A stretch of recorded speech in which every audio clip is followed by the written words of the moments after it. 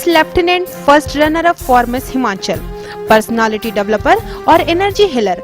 हर बार एक नया क्षेत्र और इस क्षेत्र में एक नया मुकाम, यही तो पहचान है रीटा गंगवानी की। वैसे तो रीटा पेशे से पर्सनालिटी आर्किटेक्ट हैं। वे मेहर भसीन फिनिशिंग स्कूल की कोर फैकल्टी मेंबर में से एक हैं, लेकिन अपने करियर की शुरुआत वो बहुत छोटी उम्र से ही कर चुकी थी। अपने लाइफ की सबसे पहली जॉब उन्होंने ज्वाइन की इंडियन आर्मी में एज अ लेफ्टिनेंट। 17 साल की उम्र में मैंने आर्मी हेल्थ सर्विसेज को ज्वाइन किया था और उसमें एक कोर होता है MNS, जिसमें मैंने ज्वाइन किया था। फाइनली मैं एप्टेक में जब कंप्यूटर सीख रही थी तो उसी दौरान एप्टेक कंप्यूटर एजुकेशन की जो फ्रेंचाइजी जिसके लिए मैं काम करती थी, उन्होंने मुझे अपने स्टूडेंट्स की ट्रेनिंग के लिए रखा। वहाँ से एक किस्म से आप कह सकते हैं कि ये बीज पड़ा कि मैं पर्सनालिटी डेवलपमेंट की तरफ जाऊँ। रीटा अब तक कई जाने माने संस्थानों के साथ काम कर चुकी हैं, जिनमें से कुछ हैं rotary club Delhi, Meher Bhasin finishing school, Fortis hospital Noida, academy of air hostess. इसके अलावा वो और भी कई प्रतिष्ठित fashion and mass communication institute की फैकल्टी रह चुकी हैं। उनके स्टूडेंट्स का मानना है कि उनकी रीटा मैम उनके सारे प्रॉब्लम्स का सलूशन देती हैं। She is bindas, the way she entertain us and she like talks with us. She is very friendly, बहुत मस्त है and बहुत अच्छी तरह से बोलती है and she has lots of knowledge and I just like her. Rita के दिन की शुरुआत होती है योगा से, लेकिन इनकी सुबह की शुरुआत का एक हिस्सा पूजा भी है। रीटा बौद्ध धर्म में विश्वास रखती हैं। वो एक अच्छी प्रोफेशनलिस्ट होने के साथ साथ एक अच्छी माँ भी हैं। कभी भी मुझे अपनी मम्मी के साथ कभी भी शर्म नहीं आई। As in, I have shared everything with her.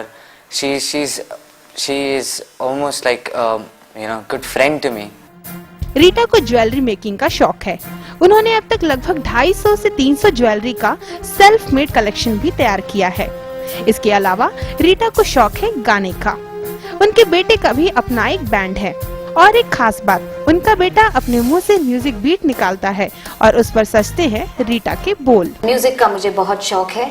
एक किस्म से म्यूजिक हमारे फैमिली में ही है। मेरी अपनी जो माँ थी वो गाती थी, मेरे बच्चे गाते हैं, मैं गाती हूँ। म्यूजिक के अलावा मुझे ज्वेलरी का बहुत शौक है और ज्वेलरी ये नहीं कि मैं बाजार से खरीद के पहनूं, अनयूजुअल ज्वेलरी पत्थरों से बनी, जैसे मैंने आपसे पहले कहा मिस्टिक साइंसेस, वो चीज़ें जो कि अनकॉन्शियस लेवल पे हम सीखना चाहते हैं कि कैसे अपने मन को काबू में करें, कैसे अपने सबकॉन्शियस को जगाएं, ये सब चीज़ें सीखने का बहुत शौक है मुझे। रीटा ने जिंदगी के हर मोड़ पर एक मुकाम हासिल किया है।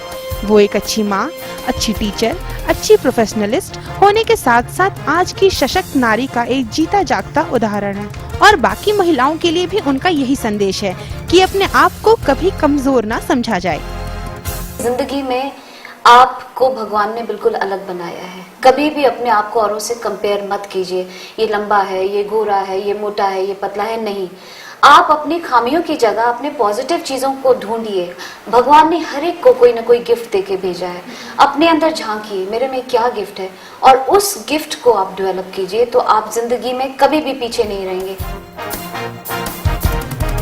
रीटा अब तक ना जाने कितने ही पुरस्कारों से सम्मानित की जा चुकी हैं। रीटा 2005 की वुमेन ऑफ द ईयर भी रह चुकी हैं। इसके अलावा उन्हें राष्ट्रीय संस्कार भूषण, महिला गौरव सम्मान, राजधानी रत्न अवार्ड और अपार वशिष्ठ सम्मान जैसे पुरस्कारों से भी नवाजा जा चुका है। लेकिन रीटा का ये सफर अभी थमा नहीं है। उन्हें तो पाना है सफलता का एक और नया मुकाम।